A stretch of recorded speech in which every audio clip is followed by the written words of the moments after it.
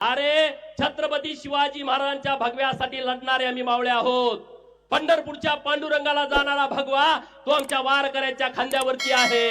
आळंदीच्या ज्ञानेश्वराला जाताना तो भगवा आमच्या खांद्यावरती आहे। आणि मग त्या भगव्यासाठी आम्ही झटणारी लढणारी संपणारी लोक आहोत। आणि मराठा समाजाचं गावात भांडण नको आहे, आम्ही भांडण करू शकत नाही। अरे छत्रपती शिवाजी महाराजांच्या भगव्यासाठी लढणारे आम्ही मावळे आहोत।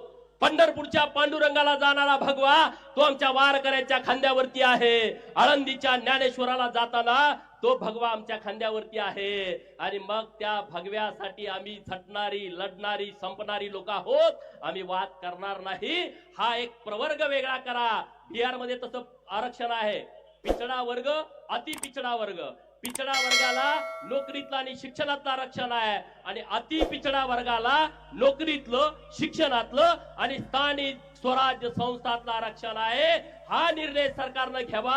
मराठा समाजाचं आणि ओबीसीचं भांडण मिटतंय, आणि ओबीसीच्या मनामध्ये जी शंका निर्माण झाली आहे ती शंका मनातून निघून जाते। जाईल की नाही?